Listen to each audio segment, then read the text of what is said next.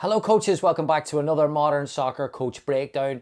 This week we're going to look at Thomas Tuchel, who's just taken over at England, of course. We're going to look at what makes him unique as a coach on the training pitch. We're going to look at differential training, what that is, what that looks like, and why we should maybe look a little bit closer at bringing it into our own environment. Some ideas on that. Before we start, please make sure you subscribe so you don't miss any more of the content. And if you want these exercises with the breakdowns or the dimensions, the organization, you can get them for free on the link below, modernsoccercoach.com. Tons of information on there, updated every single week. Thank you for all the support. Here we go. Thomas Tuchel, differential learning. Let's go. Okay, before we start, let's try to identify what exactly differential training is. It's not something that Thomas Tuchel has invented. It's something that has been influenced his training methodology and his coaching philosophy. It's driven from the work of a guy called Wolfgang Schallhorn. And there's some brilliant reading on this in a book called The Edge from Ben Littleton. Highly recommend you check this out. I'll put the link as well that you can go and order it. There's also Modern Soccer Coach books on Amazon as well if you want to check those out too. But in the book, Ben does some brilliant research into what differential training is. And here are a couple of things that I think are really interesting about it. It's a way of looking at coaching a little bit different. So it looks at repetition and correction, which are the foundations of traditional coaching. It looks at those elements as holding training back, so doing the same thing over and over again, or stopping sessions quite often. He believes that less correction means less self-criticism. So the more you correct, the more the player becomes ingrained in this element of criticism. So every player is different. Should they be trained differently is how he looks at it, and believes that learning comes with curiosity rather than traditional education. Formal education, as we all know, can sometimes disengage, but learning, if there's an enthusiasm around the game or enthusiasm around a subject and a curiosity around it, that can provide a deeper learning experience than just, again, the traditional correct, repeat, go again, which we're probably used to as a coaching community. So there's a great quote by Thomas Tuchel on this, which shows how he views it, that there's no right or wrong when you're using differential training. So it's not just about stopping it. Again, traditionally, when you come in and see something that you want to correct, there's none of that there. You can't make mistakes. So he is not responsible as a coach for correction. He's responsible for ideas and principles and organization, and then the players are free to make their own solution. The idea is that training is more complicated than the game. So when these exercises are going to show there's a level of complexity, and he believes that challenging through complexity is going to bring a deeper understanding for the player. So here's 3 examples. Okay, the first exercise is a 4v4 plus 1 inside a square. Teams organised 2 teams of 4, 1 neutral, 4 mini goals on the outside. Each team is assigned 2 mini goals to attack and 2 mini goals to defend.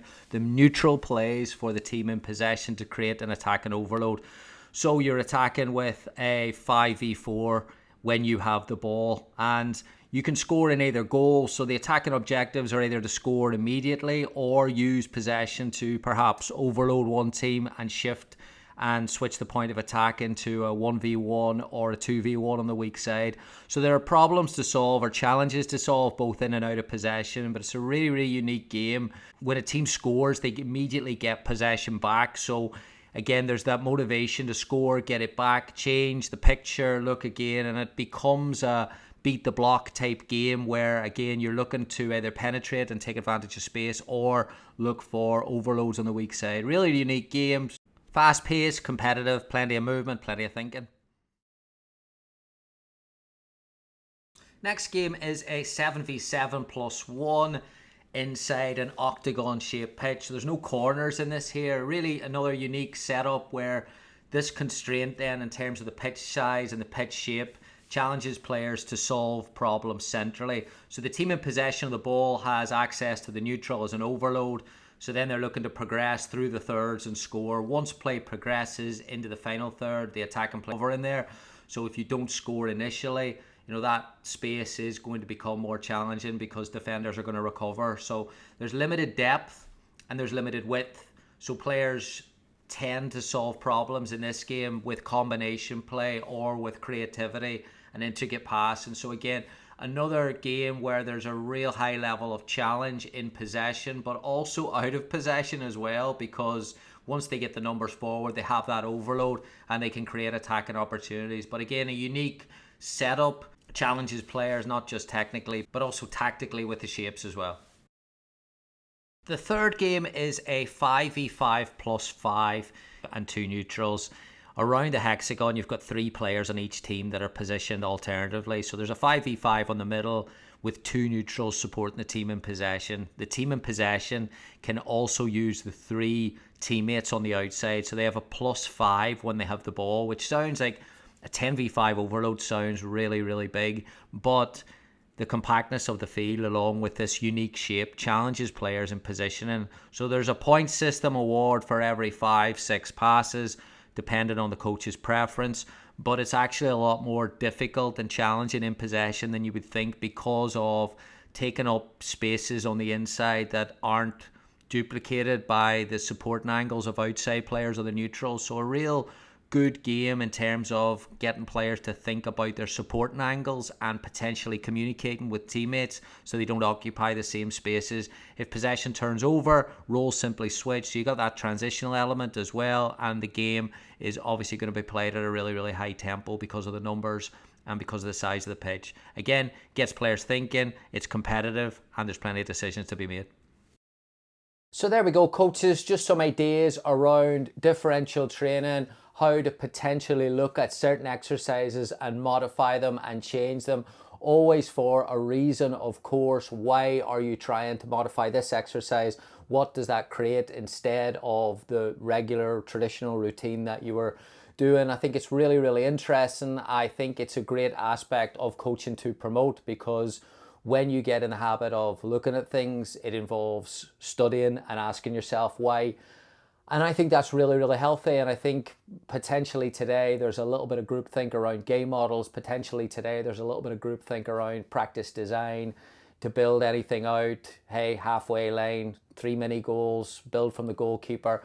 If you keep doing that, do you dilute the message? Do you dilute the impact of coaching? You potentially do, of course. And I think it's really, really healthy to look and ask and get curious and enthusiastic about new ideas in the game, especially on the training pitch, and how to connect that to your work, to your game model, to your philosophy. More alignment, the better. The more consistent that is, usually drives the clarity. The more clarity, then the players pick up on it, and then they're more confident to go out on the pitch, understanding what the big idea is, and then having freedom to work around that. That's how I see football, from methodology to the match day. And I really, really enjoy the process of learning a little bit more about that. New ideas about that, of course, is always, always a good thing. So I don't know what Thomas Tuchel is going to do at England with his training. I don't know what he's going to do with the tactics. I don't think many people do. But I think when Thomas Tuchel is appointed, you know, there's obviously going to be, it's a high profile job. There's obviously going to be a lot of people talking about whether it's a good appointment, what it's going to mean for the team, what tactics are going to look like. And that's great. That'll always happen. But I think as a coaching community, hey, it's an opportunity for us to look as to what makes him different and unique, and maybe look a little bit behind of training methodology, training environment, and pick up little things about that there, and maybe use them and maybe not. But the discussions around that, I think, are huge. Talking to other coaches about, would you do this? If you do, why not? If you don't, why not?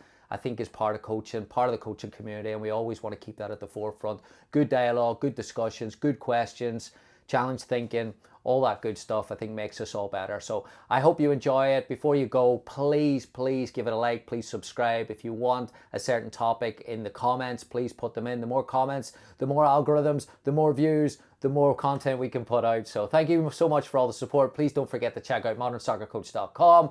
Thanks again. Have a great week. Goodbye.